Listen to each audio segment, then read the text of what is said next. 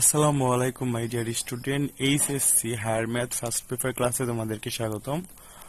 আজকে আমরা শুরু করব হায়ার ম্যাথের একদম বেসিক থেকে ক্লাস। তো তোমরা যারা এখানে ক্লাস করতেছো একটু মনোযোগ সহকারে পড়বা। আমি চেষ্টা করব তোমাদেরকে সকল কিছু 100% ক্লিয়ার ভাবে বুঝিয়ে দেওয়ার। তোমরা যদি না বুঝো অবশ্যই আমাকে কোশ্চেন করবা, একবারের জায়গা দুইবার পাঁচবার। সাথে আছি আমি, তোমরা জাস্ট বিশ্বাস রাখো আর ঠিক মতো ক্লাস করো, বেস্ট কিছু পাবা।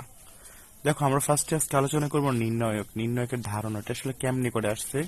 দেখো, আমরা ক্লাস 9, 10 বা 8-এ অপনয়ন, প্রতিস্থাপন কিছু প্রক্রিয়া ছিল যেখানে আমরা সমাধান অঙ্ক করতাম, এক্স ওয়াই এর মান বের করতাম। তো আমরা দেখো, মানে এক্স ওয়াই দেওয়া থাকলে আমরা সেখান থেকে এক্স বা ওয়াই এর মান বের করতে পারি। যখন এক্স ওয়াই জেড মানে একাধিক চলক যখন থাকবে, বা তিনটা যখন তোমার সহজ সরল সমীকরণ দেওয়া থাকবে, সেখান থেকে আসলে আমরা ওই পদ্ধতিতে সমাধান করতে পারবো না, করতে পারলে সেটা অনেক কষ্টকর হবে। তো সেটাকে সহজভাবে করার জন্য আসলে নির্ণয়কের আবির্ভাব হয়েছে আর কি।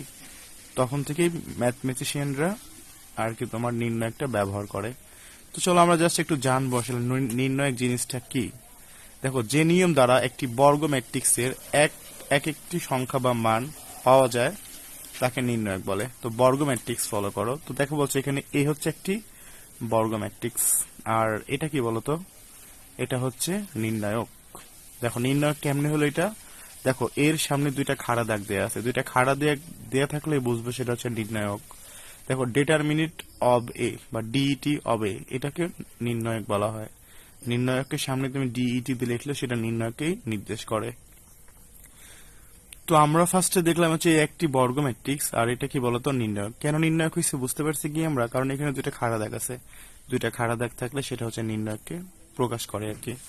দেখো, এখানে এ একটি বর্গ ম্যাট্রিক্স দেওয়া আছে এবিসিডি, এটা কি বলতো, একটা ম্যাট্রিক্স। এটা একটা ম্যাট্রিক্স দেওয়া আছে, আর এটা কি বলতো, ম্যাট্রিক্সটাকে আসলে আমরা নির্ণয়কে যখন লিখবো তখন নির্ণয়ক লিখতে হলে কি করতে হবে, এর সামনে দুইটা খাড়া দাগ দিতে হবে। এবং দেখো, এই যে আমরা নির্ণয়ক যে লিখছি এখানে এবিসিডি, এটার সামনে কিন্তু দুইটা খাড়া দাগ দিতে হবে।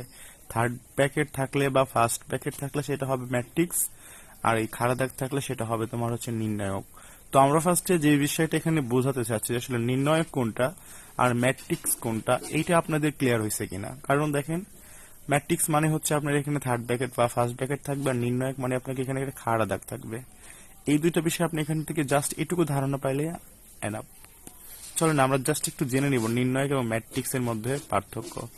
দেখেন, ম্যাট্রিক্স হচ্ছে আপনার, এটা হচ্ছে বর্গাকার হতে পারে বা আয়তাকার হতে পারে। মানে বর্গাকার, এখানে দেখো চারটা বাহু সমান হবে এরকম আকারে হতে পারে, বা এখানে একাধিক থাকতে পারে, এটাও হতে পারে ম্যাট্রিক্স এর ক্ষেত্রে।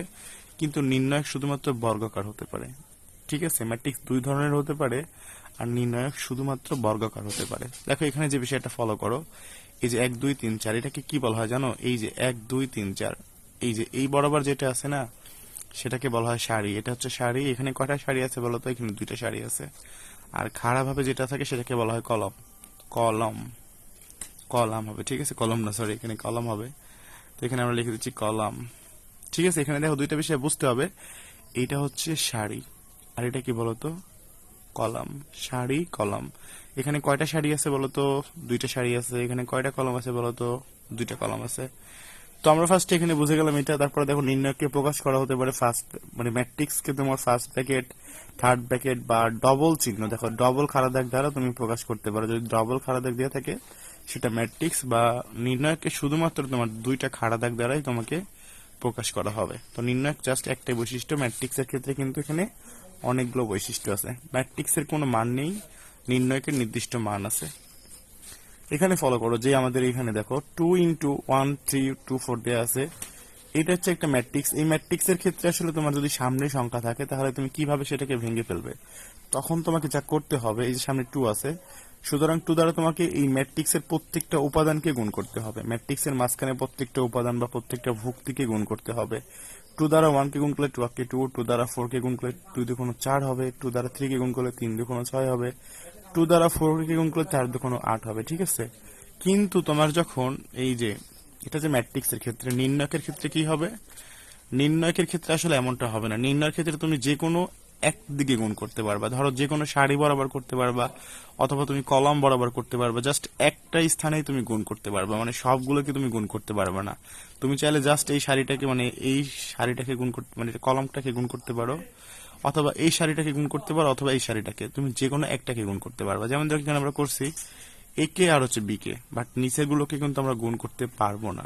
জাস্ট যে কোনো এক দিকে আমরা গুণ করতে পারবো যদি কখনো সামনে সংখ্যা থাকে। তো আশা করি তোমরা এই যে বিষয়গুলো আমি তোমাদের বুঝাইলাম, ম্যাট্রিক্স এবং নির্ণয়কের পার্থক্য, এগুলো খুব ভালো মতো বুঝতে পারছো। আর ক্লাসগুলো আসলে অনেক শর্ট শর্ট হবে, কারণ আমি চাই না তোমরা অনেক লং ক্লাস করো। ক্লাস অনেকগুলো করাবো, সমস্যা নাই, বাট ছোট ছোট করে করাবো আর প্রত্যেকটা বিষয় ধীরে ধীরে ক্লিয়ার করে ফেলবো, ঠিক আছে? তো আমি আরেকটা বার সার সংক্ষেপ ভাবে বলতে চাচ্ছি আসলে নির্ণয়কটা আসলে কি। বুঝতে পারছো, নির্ণায়ক হচ্ছে কি তোমার এই যে ডবল খাড়া দাগ থাকলে সেটা নির্ণায়ক, আর এমনিতে থাকলে হচ্ছে বর্গ ম্যাট্রিক্স হবে। এখান থেকে আমরা ম্যাট্রিক্স নির্ণায়কের কয়েকটা বৈশিষ্ট্য শিখাইলাম, এগুলো আপনারা ভালো মতো বুঝতে পারছেন কিনা আমাকে একটু প্লিজ জানাবেন, কারণ এই বৈশিষ্ট্যগুলো আপনাদের কিন্তু বেসিক। এগুলো যদি ভালো মতো বুঝতে পারেন তাহলে আপনি এখান থেকে সুন্দর করে ম্যাথগুলো ইজিতে সলভ করতে পারবেন। আর এটা তো আসলে আপনাদের জন্য একদম নতুন, সো আশা করি আপনারা না বুঝলে আমাকে অবশ্যই কোশ্চেন করবেন। তো সবাইকে ধন্যবাদ যারা ক্লাসটা দেখছেন। যদি কারো সমস্যা থাকে একটু আমাকে কোশ্চেন করে ক্লিয়ার করে নেবেন, কারণ ক্লাসের মধ্যে সবকিছু কিন্তু ক্লিয়ার হবে না। অবশ্যই আমি জানি সবার ক্লিয়ার হবে না, যাদের ক্লিয়ার হবে না তারা অবশ্যই প্রশ্ন করে সেটাকে ক্লিয়ার করে নেবেন। আল্লাহ হাফেজ।